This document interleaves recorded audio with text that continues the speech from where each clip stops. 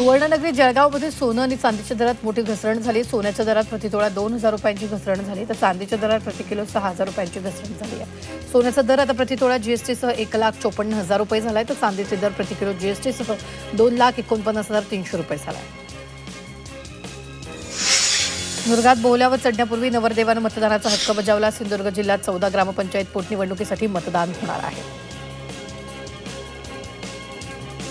स्वतःला बाळूमामाचा अवतार म्हणवणाऱ्या मनोहर भोसलेला सोलापूर पोलिसांनी अटक करताच पुण्यातील मांजरी ग्रामस्थांनी त्याला गावबंदी जाहीर करून टाकली आहे. गेली काही वर्ष हा भोंदू मांजरीत येऊनच राहत होता. तिकडच्या गावठे वस्ती भागातील एक लोकल भक्ताच्या बंगल्यात तो नियमित दरबार भरवत असे. गणेश शिंदे विरोधात महिलेनं खोटी तक्रार केली. भोंदू गणेश शिंदेच्या आईनं प्रतिक्रिया दिली. श्रीरामपूरमधील भोंदू गणेश शिंदेला बेड्या ठोकण्यात आल्यात. आजार बरा करण्याच्या नावाखाली पीडित महिलेकडून लाखोंची लूट केली आहे. सोलापूर जिल्ह्यात मुख्यमंत्र्यांच्या हस्ते बाधित ग्रामदेवतेची भगवंताची महापूजा करण्यात आलेली आहे. मुख्यमंत्र्यांकडून स्थानिक पदाधिकाऱ्यांचा सत्कार आणि कौतुकही करण्यात आले. रामदास आठवलेंनी कवितेतून सूचक इशारा दिलाय. भीमाचा कोणी अपमान केला तर त्याचे आम्ही वाजवून टाकू, त्याचे 12 असं आठवलेंनी म्हटलं. धाराशिवमध्ये साहित्यप्रेमींसाठी मोठी पर्वणी ठरणारे अखिल भारतीय मराठी साहित्य परिषद आयोजित 32व्या अखिल भारतीय नवोदित मराठी साहित्य संमेलन पार पडणार आहे. संमेलनाचं उद्घाटन उपमुख्यमंत्री सुरेंद्र पवारांच्या हस्ते होणार आहे. राज्याचे दिवंगत उपमुख्यमंत्री अजित पवार यांच्या अपघाती निधनाला 3 महिने पूर्ण झालेत. या पार्श्वभूमीवर योगेंद्र पवार यांनी बारामतीत अजित पवार यांच्या स्मृतीस्थळाचं दर्शन घेत त्यांना श्रद्धांजली अर्पण केली. तसंच स्मृतीस्थळ परिसरात स्वच्छता अभियान राबवण्यात आलं. पुण्याच्या इंदापूर तालुक्यातही सर्व कृषी सेवा केंद्र चालक राज्यव्यापी संपात सहभागी झाले. सर्वांनी कृषी सेवा केंद्र कडकडीत बंद ठेवत या संपात सहभाग घेतला. दरम्यान राज्यभरातील खत, बी बियाणं आणि कृषी औषधं विक्रेते संपावर गेले.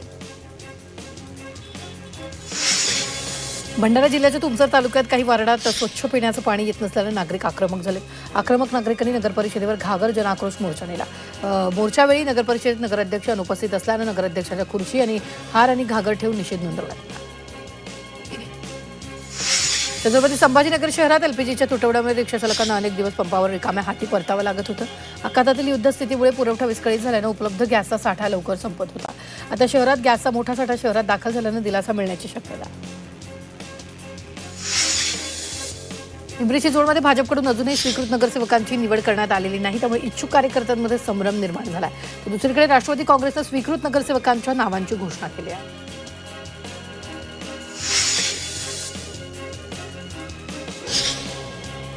भंडारा जिल्ह्यातील ग्रामपंचायतीमधील रिक्त सरपंच आणि सदस्य पदांसाठीची निवडणूक होतीये. 53 रिक्त जागांसाठी 87 उमेदवार आपले नशीब आजमावत आहेत. 21 ठिकाणी बिनविरोध निवड झाल्यानं आता 53 जागांसाठी निवडणूक होतीये.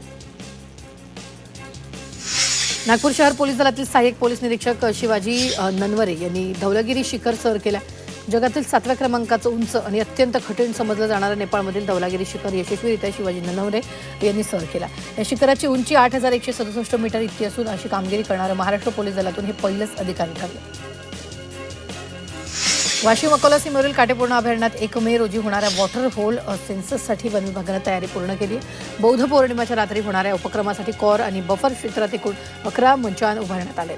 अचूक नोंद घेण्यासाठी मचानांजवळ कृत्रिम पाणवठे तयार करण्यात आले.